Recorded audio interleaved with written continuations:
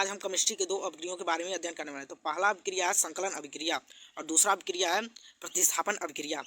तो पहले हम संकलन अभिक्रिया को पढ़ते हैं। तो यहाँ पर देख सकते हैं, तो देखिए यहाँ पर पैलेडियम अथवा निकिल जैसे उत्प्रेरकों की उपस्थिति में असंतृप्त हाइड्रोकार्बन तथा हाइड्रोजन के योग द्वारा संतृप्त हाइड्रोकार्बन में बदलना संकलन अभिक्रिया कहलाती है। तो पहले जान लेते हैं असंतृप्त क्या है। तो असंतृप्त जब कार्बन और कार्बन के बीच दो या दो से अधिक बांड होते हैं तो उसे असंतृप्त कहते हैं, और जब कार्बन और कार्बन के बीच सिंगल बांड होता है तो उसे संतृप्त कहते हैं। अब क्योंकि यहाँ कार्बन के साथ हाइड्रोजन जुड़ा हुआ है तो इसीलिए इसको हाइड्रोकार्बन कहते हैं। जब कार्बन के साथ हाइड्रोजन हो तो उसे हाइड्रोकार्बन कहते हैं।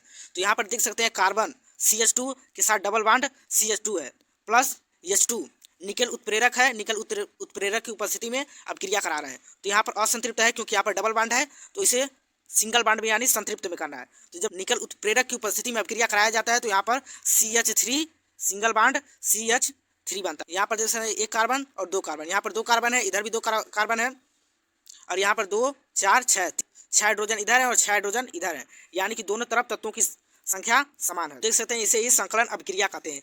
यानी कि कार्बन और कार्बन के बीच जब डबल बांड होता है तो उसे सिंगल बांड में किसी उत्प्रेरक की उपस्थिति में, जैसे पैलेडियम और निकिल की उपस्थिति में जब इसे अभिक्रिया कराया जाता है तो जब सिंगल बांड बन जाता है, संतृप्त हो जाता है, तो उसे ही संकलन अभिक्रिया कहते हैं। तो प्रतिस्थापन अभिक्रिया को देखेंगे। देख सकते हैं एग्जाम में कितने बार आ चुका है, 2011, 2012, 13, 17 और 18 में भी आया है और 19 और 20 में भी आया है। क्योंकि ये इंपॉर्टेंट था इसीलिए हम आपको बता रहे हैं।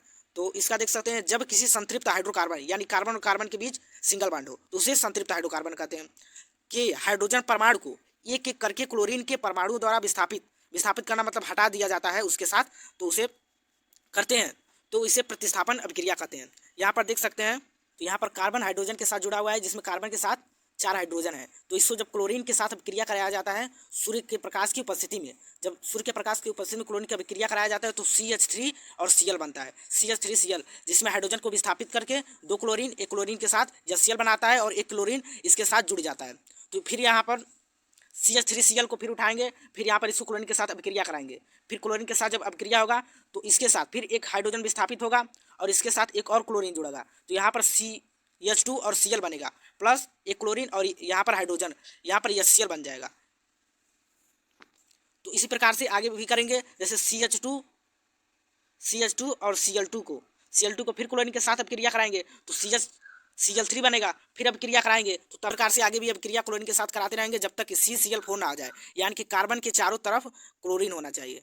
हाइड्रोजन विस्थापित करके कार्बन के चारों तरफ क्लोरीन जब होगा तो इसे कहेंगे कार्बन टेट्राक्लोराइड। कार्बन टेट्राक्लोराइड बनता है, तो इसी को कहते हैं प्रतिस्थापन अभिक्रिया।